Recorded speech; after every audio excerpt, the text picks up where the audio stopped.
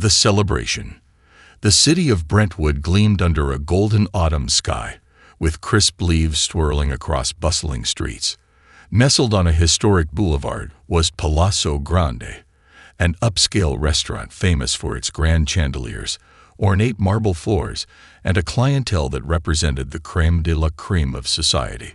The restaurant was known not only for its lavish ambience, but for its exclusivity, serving patrons who could afford the hefty price tag that came with dining in such opulence. Ezra and Riley Matthews, a black couple in their early 40s, stood at the entrance of Palazzo Grande. Ezra, dressed in a deep charcoal suit with a maroon silk tie, carried himself with a quiet dignity. Riley, radiantly dressed in an elegant emerald green dress, her natural curls framing her face, looked both nervous and excited. This night marked 10 years of marriage, a milestone they had saved diligently to celebrate. They had chosen Palazzo Grande because it symbolized more than just a fancy dinner. It was a testament to their journey, sacrifices, and achievements as a couple. As they entered, the atmosphere buzzed with laughter and soft jazz echoing from the live band at the far end of the room. Their reservation had been made weeks in advance, with specific requests for a cozy table by the window overlooking the cityscape. They were greeted by a young hostess who led them to their table with practiced grace, though her demeanor faltered slightly as she realized they weren't the typical patrons she was accustomed to seating. Unbothered, Ezra and Riley shared a quiet smile, letting themselves bask in the ambience. This night was for them, and they planned to savor every moment of it. After ordering their food, they leaned close, sharing memories from the past decade. The triumphs, the struggles, the dreams they'd built together. Their conversation was interrupted by the faint, disdainful tone of a woman's voice drifting from the adjacent table. "I thought this place was meant for a certain type of clientele," the woman said, her words tinged with irritation. Her friends, an equally well-dressed group, chuckled uncomfortably, casting sidelong glances at Ezra and Riley's table. Riley's smile faded slightly as she tried to ignore the words. Ezra reached over and took her hand in his, squeezing gently. They were here for themselves, not to be brought down by ignorance. However, the night took a sharper turn when a middle-aged man in a tailored suit, Mason, the owner of Palazzo Grande, strode over to their table with a look of barely concealed irritation. "I'm going to have to ask you both to leave," he said, his voice cool and authoritative. Ezra's brow furrowed in confusion. "Excuse me. We have a reservation. We've already ordered." Mason's expression darkened. "I'm not sure how your reservation slipped through, but this isn't the place for people like you," he said with a pointed look. The words stung, raw and sharp. Ezra felt the muscles in his jaw tighten as he processed the sheer injustice of the statement. Riley's hand trembled slightly in his, but she squeezed back, as if to ground him, to remind him of their purpose tonight. "Is there a problem here?" A new voice interjected. Ezra and Riley turned to see a woman dressed in a sleek white gown with silver accents, her presence exuding poise and confidence. It was Ember O'Neill, a city councilwoman known for her fierce advocacy for underrepresented communities and a frontrunner in the upcoming mayoral race. Mason's expression shifted instantly from contempt to awkward surprise. "Ms. O'Neill," he stammered, his previous authority evaporating. "I was just handling a situation." Ember's gaze was steady, her tone composed. "The only situation here seems to be your blatant discrimination against two people who have every right to be here." Her words sliced through the air with an unexpected intensity. "They're with me," she added, gesturing toward Ezra and Riley. "I'll ensure they're treated with the respect they deserve." The restaurant fell silent, patrons craning to watch the unfolding scene. Riley felt an overwhelming gratitude wash over her. They hadn't expected anyone to stand up for them, let alone someone as prominent as Ember O'Neill. Mason's face paled, and he nodded stiffly, muttering a reluctant apology before retreating to the kitchen. Ember smiled warmly at Ezra and Riley, her presence a calming force amid the hostility. "Enjoy your evening," she said softly, before returning to her own table. Ezra and Riley exchanged a glance, feeling a spark of renewed hope. They managed to finish their meal, though the warmth of the evening had been tainted. Just as they were getting ready to leave, however, the waiter brought out their dessert, a dish of chocolate fondant, and set it before them. Riley's expression shifted from eager anticipation to confusion. The dessert had an odd smell, and it looked slightly wilted, as though it had been left under a heat lamp for far too long. Ezra raised a brow and signaled for the waiter. "Excuse me, but there seems to be a problem with this dish," he said calmly, though there was an edge to his tone. Moments later, Mason reappeared, his face contorted in an insincere smile. "Oh, I'm terribly sorry you're unsatisfied. Perhaps you're more accustomed to simpler food." Riley felt a wave of anger bubble up. Her gaze narrowed. "We deserve the same quality as anyone else here," she said, her voice low and controlled. But Mason only sneered. "I think I've been more than accommodating. You can either accept this or leave." The words struck like a slap. Riley's eyes burned with frustration, but before she could speak, Ezra stood up, his voice resolute. "We'll leave, all right, but you won't get away with treating people like this." As they walked out of the restaurant, heads held high, they noticed a few patrons casting them apologetic glances, but no one spoke up. Riley held Ezra's hand tightly, drawing strength from his unwavering presence beside her. As they walked into the night, their spirits bruised but not broken, Riley whispered, "We'll make this right, Ezra. No one should have to feel the way we felt tonight." Ezra nodded, determination hardening in his gaze. "You're right, and we will." Outside, the city lights glowed, illuminating the road ahead. The couple walked away from Palazzo Grande, but they left with a sense of purpose ignited by the injustice they'd faced. Tonight was supposed to be a celebration of love and resilience, and, in a way, it still was. Only now it had become a call to action, one that they couldn't ignore. The aftermath. The chill of the autumn night wrapped around Ezra and Riley as they walked away from Palazzo Grande.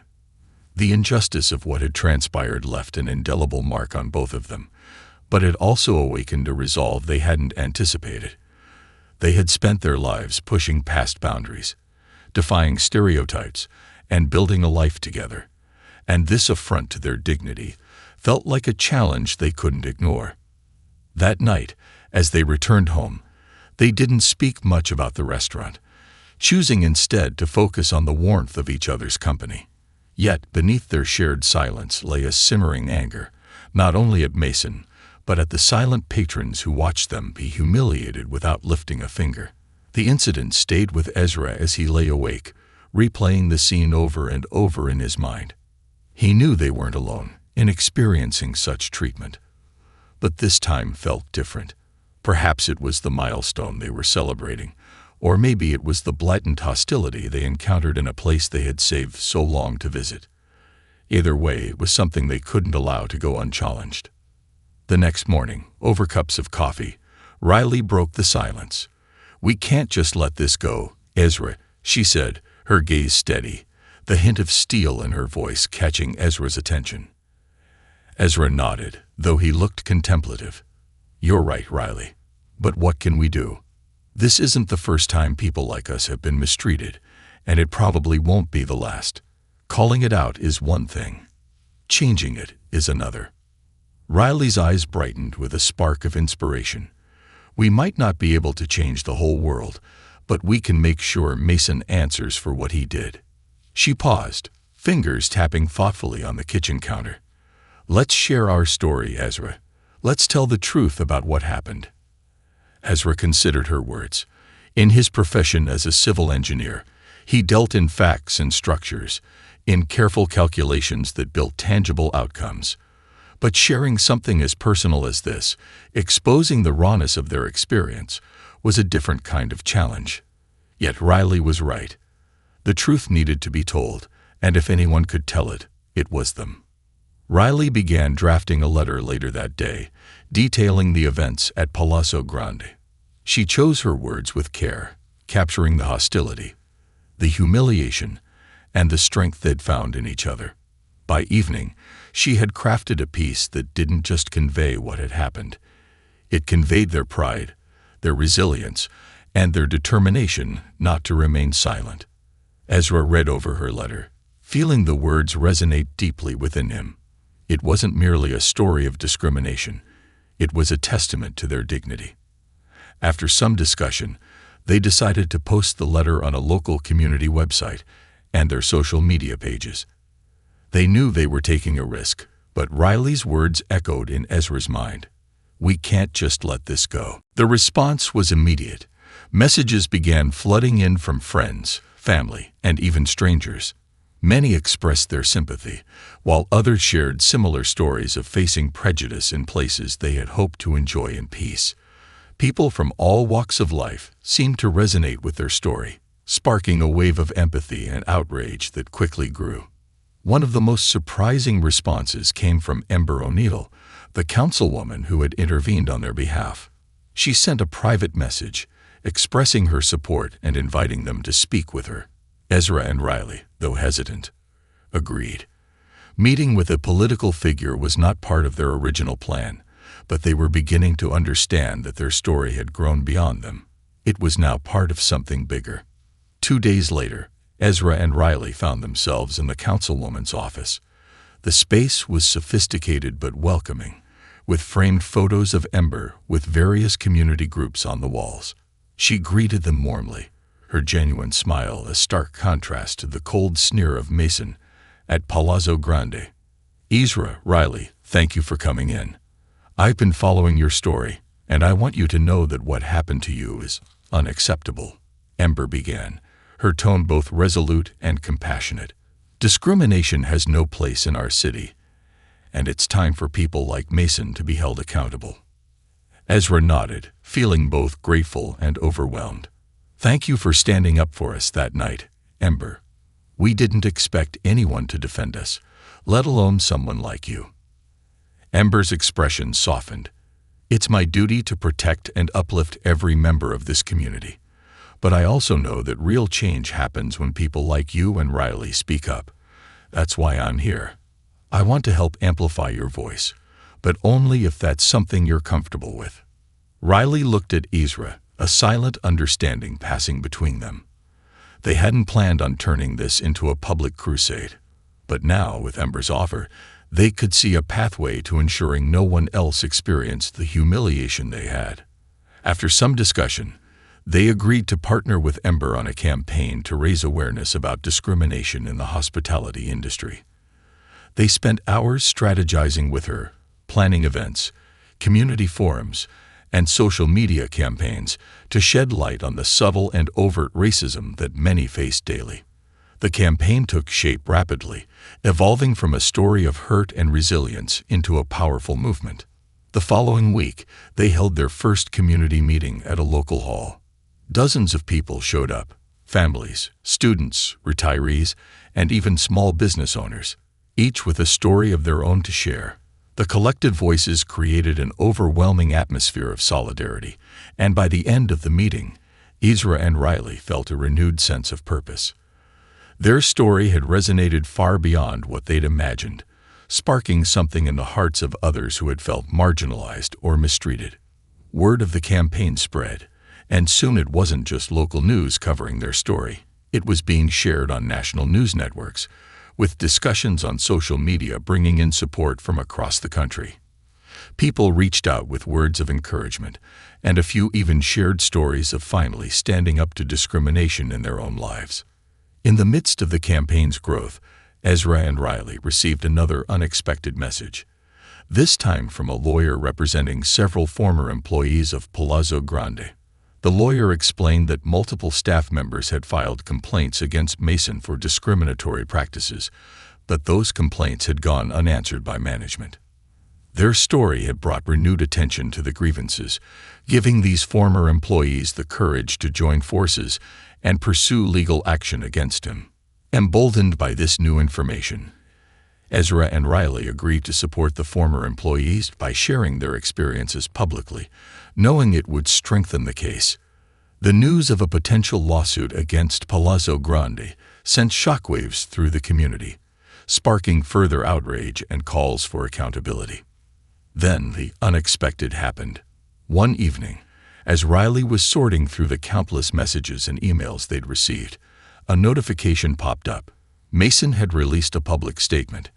In it, he apologized for his behavior, stating that his actions were misinterpreted and that he deeply regretted the incident. He went on to mention the stress of managing a high-profile establishment and how he'd been overwhelmed that evening. Ezra scoffed as he read it, the words hollow and insincere. "A misinterpretation," he muttered, shaking his head in disbelief. But Riley merely smiled, her gaze unwavering. "People like Mason don't change overnight, Ezra. This is just the beginning." He can try to brush this off, but the truth has already been set free. And she was right. The campaign continued to gain traction, with people from all over the city and beyond joining the call for accountability and equal treatment. Ezra and Riley found themselves at the center of a movement they hadn't anticipated, but one they were proud to lead. Their 10-year anniversary had not gone as planned, but in many ways, it had become a testament to the strength they shared. Together, they had turned a moment of humiliation into a beacon of hope for others, standing as an example of resilience in the face of prejudice. That night, as they looked over the city lights from their apartment window, Riley took Ezra's hand. "This wasn't how I imagined celebrating 10 years, she murmured. Ezra smiled, pulling her close. "Maybe it's better than we imagined. We're making a difference." Riley nodded, a sense of peace settling over her. "Then let's keep going." And as the city lay quiet beneath them, Ezra and Riley knew they had just begun their journey. The tides began to turn. The momentum behind Ezra and Riley's campaign was undeniable. In the days following Mason's insincere apology, support poured in from unexpected corners of the community. Local organizations dedicated to civil rights and equality reached out, offering to help amplify the message. Friends and family members joined rallies and shared posts online, some even donating their time and resources to keep the campaign thriving. Every new voice that joined their cause reinforced the determination Ezra and Riley felt to continue pressing forward, no matter the obstacles. One crisp morning, as they were preparing for a small rally outside the city council building, Riley's phone buzzed with an email notification. She glanced down and froze when she saw the sender's name, Palazzo Grande Legal Team. Her pulse quickened as she opened the email, her eyes scanning the screen. It was a cease and desist notice, accusing them of defamation and demanding they stop speaking publicly about the incident at the restaurant. "Ezra," Riley called, her voice edged with urgency. Ezra entered the room, looking at her with concern as she handed him the phone. As he read the email, a shadow crossed his face. "They're trying to scare us into silence," he murmured, shaking his head. "This is Mason's way of intimidating us, hoping we'll back down." Riley's expression hardened. "If he thinks a legal threat will stop us, he doesn't know us at all." That afternoon, they met with Ember, who had become a steady ally throughout their journey. When they showed her the email, she examined it thoughtfully, her expression unreadable. After a few moments, she glanced up, her eyes filled with determination. "This is a classic intimidation tactic, meant to silence you. But I know a lawyer who might be interested in helping you fight this, someone who specializes in cases like yours. Would you be willing to meet with her?" Ezra and Riley exchanged a glance. They knew they were entering into a serious battle, one that could have lasting consequences, but the idea of surrendering to Mason's threats was unthinkable. "We're in," Ezra replied, his voice steady. The following day, they met with attorney Sofia Martinez, a sharp, seasoned civil rights lawyer with a reputation for defending clients against powerful institutions. Sofia listened intently as Ezra and Riley recounted their experience at Palazzo Grande, her expression darkening with every detail. When they finished, she leaned forward, her gaze steady. "People like Mason thrive on intimidation," she said, They rely on fear and power to silence others. But here's the thing. His cease and desist letter has no real grounds. What you're doing, sharing your personal experience, is protected speech. You have every right to speak your truth, and if he tries to take this to court, he'll be facing not just me but a public reckoning. Sophia's words filled them with a renewed sense of courage. They hadn't come this far to back down now, and with Sophia's support, they felt prepared for whatever lay ahead. As they left her office, Riley felt a spark of excitement. It was no longer just a fight for themselves. It was a fight for others who had experienced discrimination but hadn't had the chance to speak out. With Sophia on their side, they began planning the next phase of their campaign, aiming to bring their message to an even larger audience. Ember, too, continued to support their efforts, connecting them with local community leaders, media outlets, and social justice organizations. The city was beginning to take notice, and the pressure on Palazzo Grande was mounting. In the weeks that followed, Ezra and Riley's story appeared in local newspapers, on radio shows, and in online articles that reached beyond their city. Supporters shared the story on social media, tagging Palazzo Grande and demanding accountability. Comments flooded Palazzo Grande's online profiles, with people vowing to boycott the restaurant until Mason publicly addressed his behavior. Ezra and Riley also began to hear from former employees of Palazzo Grande who had faced discrimination under Mason's management but had been afraid to speak out. Encouraged by Ezra and Riley's courage, these employees reached out, sharing their own stories and offering their support. One young woman, a former server named Tasha, contacted them personally, eager to lend her voice to the cause. "I worked there for 2 years," Tasha explained over coffee one afternoon. "The things Mason said to me, the way he treated anyone who didn't fit his perfect picture, it was dehumanizing. He would mock me in front of customers, call me names, and remind me that people like me didn't belong in a place like that." Her voice trembled, but her eyes burned with the fire of conviction. "I tried to speak up once, but he threatened to ruin my reputation. He's a bully, and he needs to be stopped." Ezra and Riley listened, their anger simmering as Tasha recounted her experiences.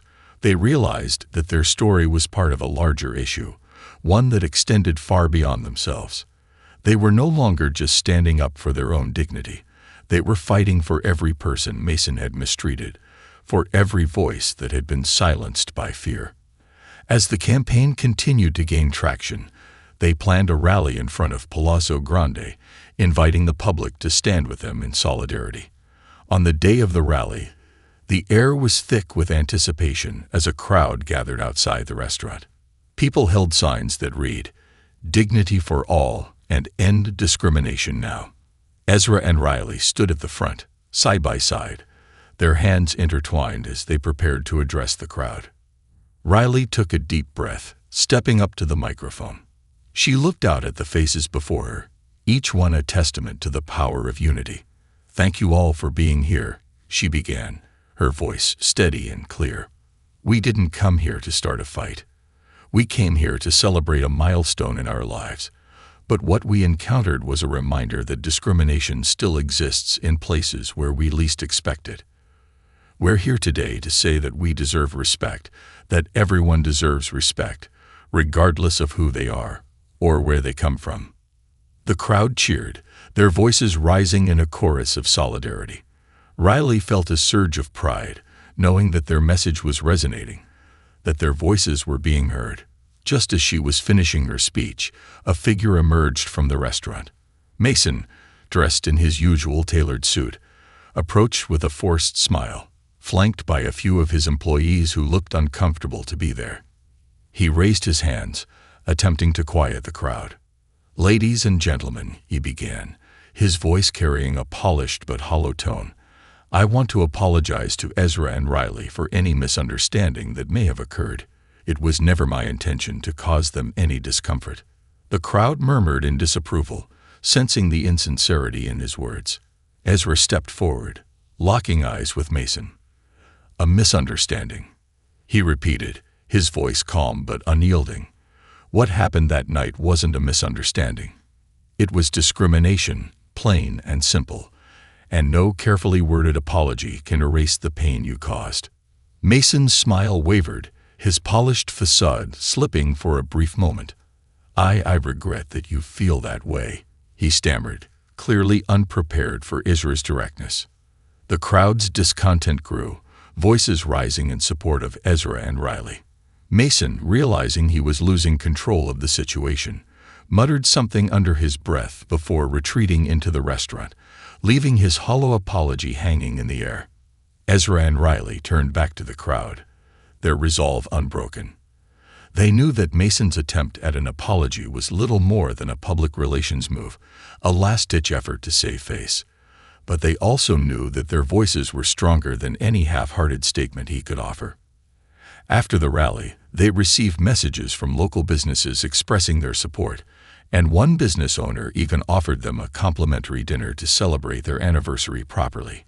Ezra and Riley graciously accepted, touched by the kindness that had emerged from their community in response to their story. It was a stark contrast to the hostility they had faced at Palazzo Grande, a reminder that there were still people who valued empathy and justice. Over the following weeks, the pressure on Palazzo Grande continued to mount. Their once loyal clientele dwindled as word of Mason's behavior spread, and the restaurant's reputation plummeted. Former employees, inspired by Ezra and Riley's bravery, came forward with their own accounts of mistreatment, adding fuel to the fire. Mason's carefully constructed image of exclusivity was crumbling, and there was little he could do to salvage it. One evening, as Ezra and Riley sat together in their living room, reflecting on everything that had transpired, Riley took Ezra's hand, a soft smile on her lips. "Do you think we made a difference?" she asked, her voice tinged with hope. Ezra nodded, his gaze steady. "I think we did, and I think we're just getting started." As they sat together, the weight of their journey lifting from their shoulders, they realized that their experience had transformed them. What had started as a single act of discrimination had blossomed into a movement, one that had the power to inspire change, not only in their city but beyond. And as they looked toward the future, they knew that they would continue to stand up, not only for themselves but for every person who had ever been silenced, dismissed, or treated as though they didn't belong. A turning point. The effects of Ezra and Riley's campaign had reached beyond anything they had imagined. Palazzo Grande, once a beacon of opulence, was now embroiled in scandal, with its owner, Mason, desperately trying to salvage his reputation. News outlets ran stories about the accusations, social media buzzed with reactions, and influential figures across the city spoke out, aligning themselves with the movement for equality and respect. Yet, for all the external success, Ezra and Riley were beginning to feel the toll of leading a campaign of this magnitude. One evening, after a long day of interviews and meetings, Riley slumped into the couch, her exhaustion evident in the way she rubbed her temples, and let out a deep sigh. Ezra sat beside her, placing a comforting hand on her shoulder. "We're making progress, Riley," he said gently, sensing her weariness. "I know," she replied, leaning her head against his shoulder. It feels like every time we take a step forward, there's someone ready to push us back." She sighed. "And sometimes I wonder if we're actually reaching people or if it's just noise that'll die down once the headlines move on to the next big story." Ezra wrapped an arm around her, pulling her close. "We're reaching people, Riley. I've seen it in the eyes of everyone we've spoken to. People believe in this cause because they know it's real. They've lived it, too." Riley nodded, feeling reassured by his words. But beneath her resolve lingered a sense of vulnerability, one that was soon intensified when she received a surprising phone call later that night. The call was from Tasha, the former Palazzo Grande server they had met a few weeks earlier. Tasha's voice shook as she explained that she had been receiving threats. Anonymous messages had been left on her voicemail, warning her to stay silent or face the consequences. She was frightened, unsure of whether to report the calls or keep quiet. Riley felt a surge of anger as she listened to Tasha's trembling voice. "Tasha, you're not alone in this. We're with you," "And you don't have to back down," she assured her. "If you're willing, we can take this to the authorities together. No one should be allowed to intimidate you for standing up for what's right." After a moment of hesitation, Tasha agreed. They arranged to meet the next day, and together with Ezra, filed a report at the police station. The officers listened attentively, and by the end of the visit, Riley felt a renewed sense of determination. Mason, or whoever was behind these threats, was not going to silence their voices. They were in this fight together, and backing down wasn't an option. The following week, an unexpected call came in from a nationally syndicated talk show that had been following their story. The show invited Ezra and Riley to appear as guests and discuss their experience at Palazzo Grande, as well as the larger movement they had ignited. It was a tremendous opportunity, one that could bring their message to a national audience. On the day of the interview, Ezra and Riley arrived at the studio feeling both nervous and excited. They had prepared carefully, wanting to convey the depth of their experience without turning the conversation into a confrontation.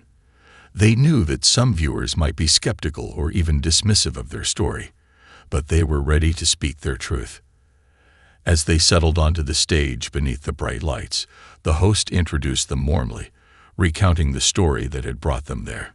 When it was their turn to speak, Riley took a deep breath, meeting the host's gaze with calm conviction. "Our experience at Palazzo Grande was humiliating, yes," she began, "but what struck us most was how easily we could have been silenced. That's what we're fighting against, not just our personal injustice, but a culture that tells people to stay quiet, to keep their heads down, to accept mistreatment because they don't want to make waves." The host nodded, encouraging her to continue. Ezra took over, his voice steady but filled with quiet intensity. "We didn't ask for this fight, but once it found us, we realized we couldn't ignore it. There are so many people who face these struggles every day, in restaurants, workplaces, schools, and public spaces. We're here to say that no one deserves to be treated like they're lesser just because of the color of their skin, their background, or their economic status." The studio audience applauded, and the host's face softened with understanding. "You're right. This is a message that goes beyond one restaurant, one city. It's a call for dignity and respect everywhere." The interview aired the following night, sparking an outpouring of support from viewers across the country. People shared their own stories, recounting moments when they, too, had been made to feel unwelcome or inferior. Messages flooded Ezra and Riley's inbox, some from people who had been unsure whether to speak up about their own experiences, but now felt empowered to do so. Among the supportive messages was a surprising one from an unexpected source, a former investor in Palazzo Grande, someone who had once been close to Mason. The message was brief but pointed. "I no longer associate myself with Mason or Palazzo Grande, and I want to help. Let's meet." The man's name was Gabriel Thornton, a prominent figure in the city's business community. He was known for his wealth and influence, and his decision to break ties with Mason was a powerful statement. Gabriel had seen the news coverage, read the accounts from former employees, and felt deeply disturbed by what he learned. Ezra and Riley agreed to meet with him at a small, independent cafe in the heart of the city. When they arrived, Gabriel was already seated, dressed casually but exuding an air of authority. He greeted them warmly, and as they sat down, he got straight to the point. "I was once a silent partner in Palazzo Grande," he began, his tone regretful. "I had no idea Mason was engaging in such discriminatory practices, and the thought that my investment contributed to that environment. It bothers me deeply." Ezra leaned forward, intrigued. "What made you reach out?" Gabriel looked them in the eyes. "Your courage. Seeing how you stood up to him, even when he tried to intimidate you, it made me realize that I can't stay silent either. I've decided to use my influence to support businesses that prioritize inclusion and respect. I want to help amplify your message, and I'd like to make a donation to your campaign to ensure that you can continue this fight." Riley felt a surge of gratitude. Gabriel's support would give them the resources to reach an even wider audience and organize more events to raise awareness. But it wasn't just the money that mattered. It was the fact that someone from Mason's own circle had chosen to stand with them. With Gabriel's backing, Ezra and Riley's campaign expanded rapidly. They organized town hall meetings, launched an online petition demanding that Palazzo Grande undergo diversity training, and even worked with local schools to promote awareness programs for young people. The city buzzed with conversations about equality, respect, and the power of standing up against discrimination. As the weeks passed, pressure on Palazzo Grande reached a boiling point. News broke that multiple former employees had joined a lawsuit against the restaurant, detailing years of mistreatment under Mason's management.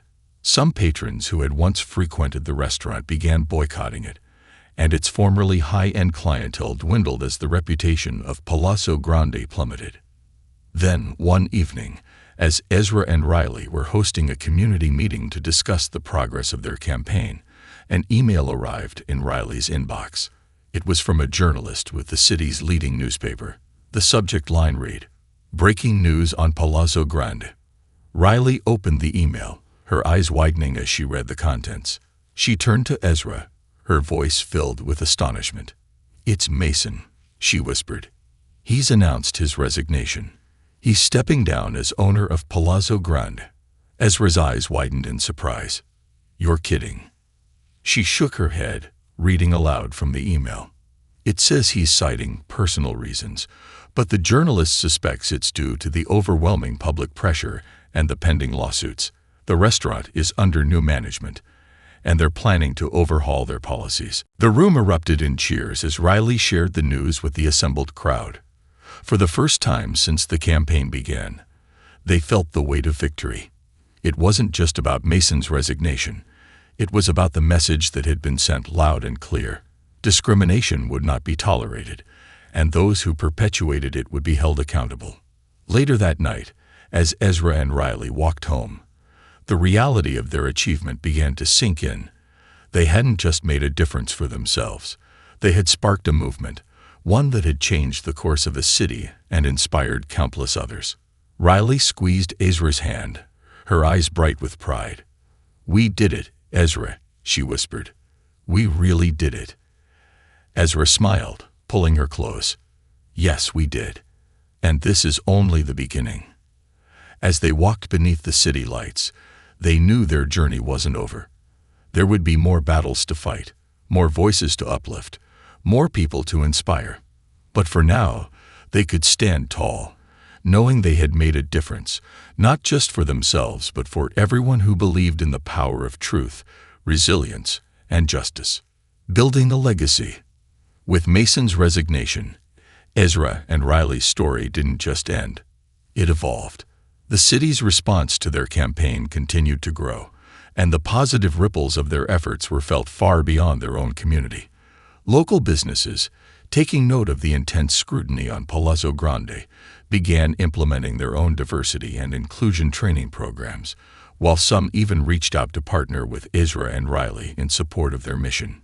City leaders, inspired by the attention the story had garnered, introduced new initiatives to support anti-discrimination measures in workplaces and public spaces. For Ezra and Riley, this wave of change felt surreal. Their campaign had started as a simple stand for respect on a personal level, but it had grown into a full-fledged movement, one that was now a permanent fixture in the city's social consciousness. Even as they basked in the impact they'd made, they knew there was still more to be done. One chilly evening, while wrapping up a community forum, Ember O'Neill pulled them aside. Since the beginning, Ember had been an invaluable ally and friend. Now, with her campaign for mayor in full swing, her presence was in demand more than ever, but she still made time to support Ezra and Riley. "Look," she began, a hint of excitement in her voice. "I've been thinking a lot about what we've accomplished here and what more we could achieve. And I had an idea, but I wanted to talk to you both first." Ezra and Riley exchanged curious glances. "We're listening," Riley said, leaning in. Ember took a breath. I want to establish a permanent organization dedicated to promoting inclusivity and fighting discrimination in our city. A coalition of local leaders, activists, and ordinary citizens who are committed to making this a city where everyone feels welcome. And, if you're interested, I'd like you both to lead it." The words hung in the air, a powerful proposition that neither of them had anticipated. Ezra felt his heart skip a beat. To create something lasting, something that could continue long after their specific campaign was over, it was an opportunity that resonated deeply. "Are you serious?" Riley asked, her voice filled with disbelief and awe. "Absolutely," Ember replied with a smile.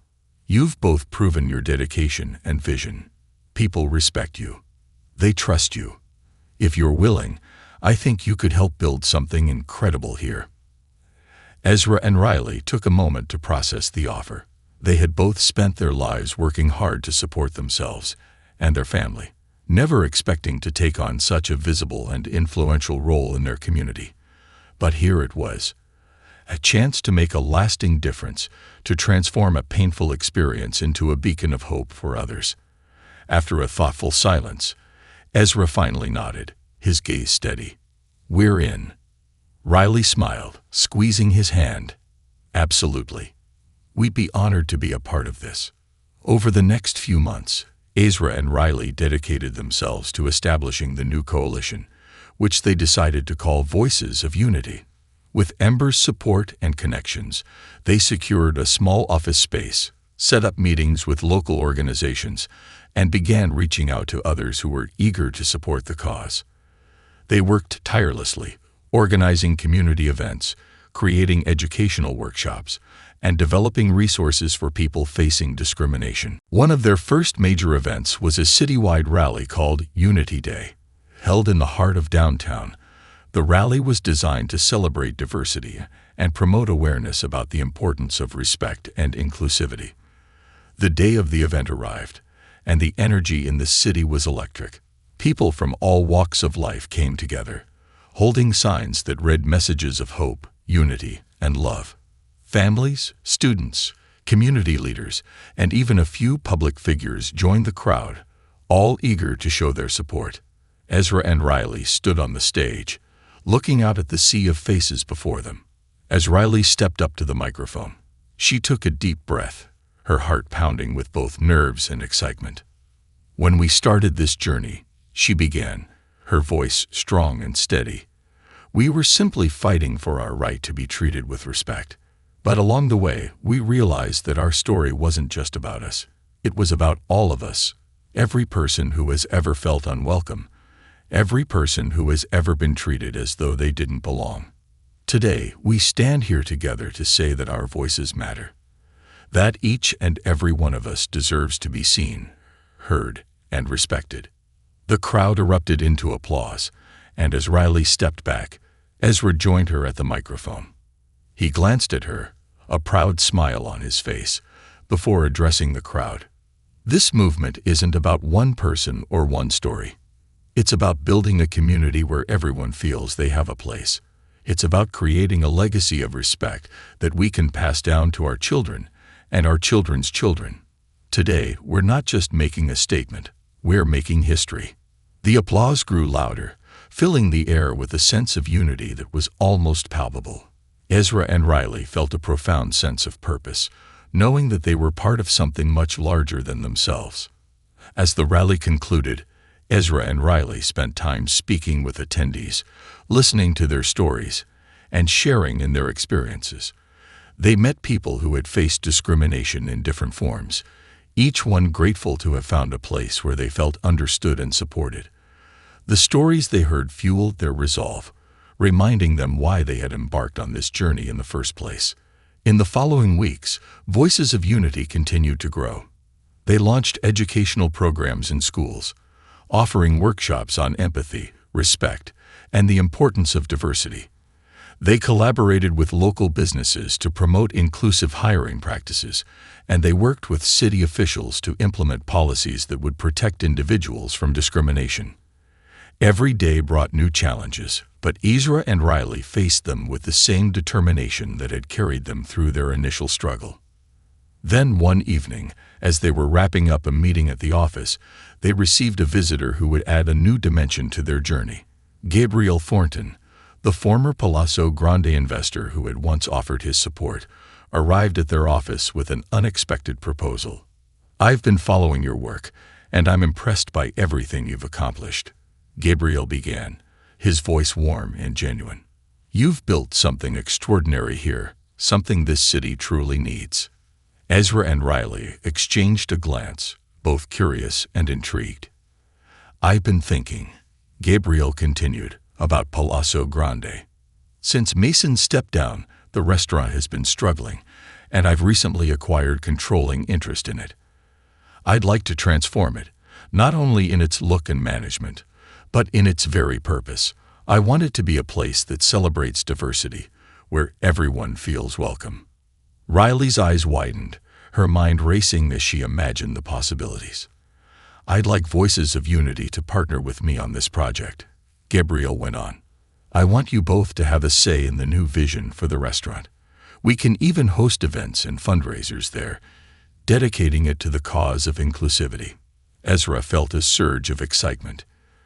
Turning Palazzo Grande, a symbol of their initial struggle, into a place of acceptance and unity felt like poetic justice.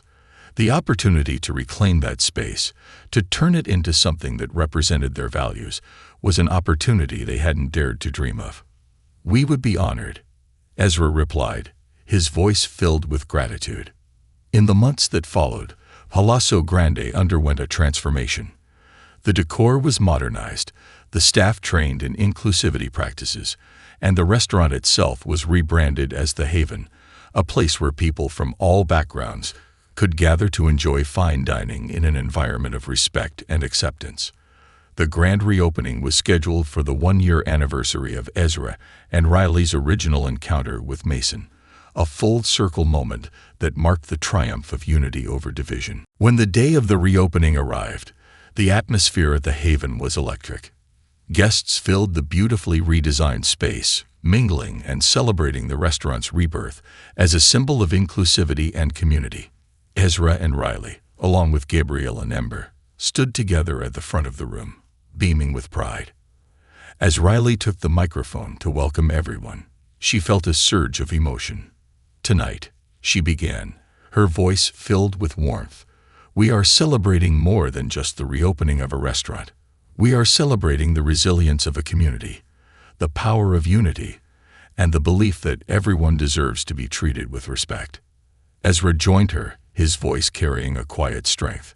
"Thank you all for standing with us, for believing in this vision, and for helping us build a legacy of dignity and acceptance. This is just the beginning of what we can accomplish together." The room erupted in applause, and as they looked out at the crowd, Ezra and Riley felt a sense of fulfillment that was impossible to describe. They had turned a painful experience into a movement into an organization, and an organization into a legacy. They had built something that would outlast them, something that would continue to inspire change for generations to come. And as they stood there, side by side, they knew that they had done more than just fight for their rights. They had paved the way for others to find their voices, to stand up, and to make their own mark on the world. In that moment, surrounded by the people who had joined them on this journey, Ezra and Riley felt that they had finally found their true purpose. They had created a legacy not only of resilience and courage, but of unity, a legacy that would echo through the city and beyond for years to come. Legacy of hope. The reopening of The Haven was a powerful moment in Ezra and Riley's journey, but it was only the beginning of a new chapter. As they returned to their work with Voices of Unity, they were fueled by a profound sense of purpose, knowing that the seeds they had planted were blossoming into a citywide movement. Months passed, and Voices of Unity continued to grow, attracting new members from diverse backgrounds, young activists, retired professionals, parents, students, and community leaders, all united by a shared vision. With the organization's expanding influence, Ezra and Riley found themselves mentoring a new generation of advocates eager to create a more inclusive world. They conducted workshops, hosted citywide forums, and even met with lawmakers to discuss policies that would protect marginalized communities from discrimination. Then, one bright afternoon, Ember O'Neill invited them to the city's civic hall for a gathering that would change their lives. As they entered the hall, they were greeted by a crowd of familiar faces, members of Voices of Unity, local supporters, community leaders, and even Gabriel, who waved from across the room with a warm smile. In the center of the hall stood Ember, looking as polished as ever, but with a glint in her eye that suggested something special was in store.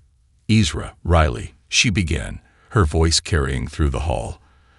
"Today, we gather here not only to celebrate the impact you've made on our city, but to recognize the legacy you're creating for future generations." Ezra and Riley exchanged curious glances, unsure of what was coming next. "Because of you," Ember continued, "our city has become a symbol of resilience, compassion, and unity. And to honor that, we have a special announcement." She gestured toward a covered plaque standing on an easel nearby. With a flourish, she unveiled the plaque, revealing its inscription: "The Ezra and Riley Matthews Center for Diversity and Justice, established 2025. The room erupted in applause, and Ezra and Riley stood frozen, overwhelmed with emotion as they read their names engraved on the plaque. The center, Ember explained, would be a permanent community space dedicated to educating the public on issues of inclusion, tolerance, and equal rights. It would offer resources, host events, and serve as a safe haven for people seeking support or education on issues related to discrimination and social justice." "Ezra and Riley," Ember said, turning to them with a warm smile, "this center will be a testament to the work you've done, a place where your legacy will live on, inspiring generations to come." Riley blinked back tears, reaching for Ezra's hand as she stepped forward to address the crowd. "Thank you all. This is more than we could have ever dreamed of.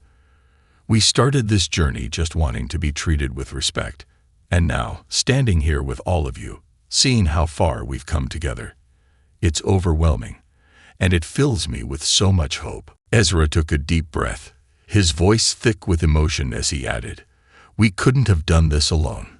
This journey has taught us that change happens not just because of one person, but because of a community willing to stand together. We're grateful for each and every one of you." The room fell silent as their words settled over the crowd. And then, one by one, people began sharing their own stories.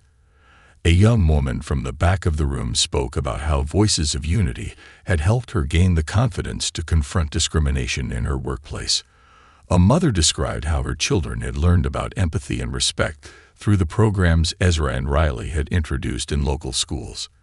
An elderly man, voice trembling with emotion, recounted his own struggles with prejudice over the years, expressing his gratitude for the hope Ezra and Riley had given him. The event stretched into the evening, filled with laughter, tears, and an unbreakable sense of community. Ezra and Riley left the hall that night with full hearts, knowing that the center would carry forward the work they had started, serving as a reminder of the power of resilience and unity. As the months turned into years, the Ezra and Riley Matthews Center for Diversity and Justice became a cherished part of the community. It offered mentorship programs, advocacy training, and resources for individuals facing discrimination, all rooted in the values of compassion and inclusion that Ezra and Riley had championed. The center's impact rippled outward, with local students volunteering, new advocates emerging, and other cities taking note of the work being done in their community. Throughout this journey, Ezra and Riley never lost sight of their original vision. They continued to lead by example, sharing their story with humility, courage, and a deep commitment to justice.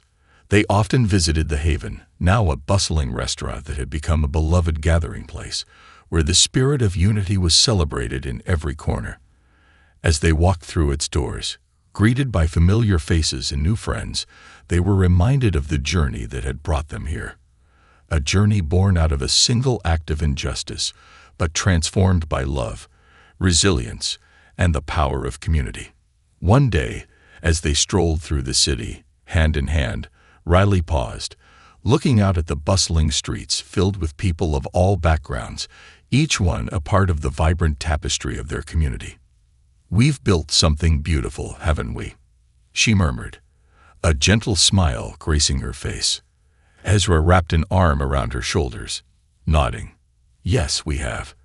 And it's because we had the courage to stand together." Riley leaned her head against his shoulder, feeling a profound sense of peace. They had fought for more than themselves. They had fought for the world they wanted to see. And now, standing amidst the city that had embraced their message of unity and respect, they knew that they had not only changed their own lives, but the lives of countless others. As they walked into the golden light of the setting sun, they felt a deep gratitude for each step they had taken together, a journey that had turned adversity into a legacy of hope, strength, and love that would endure for generations to come.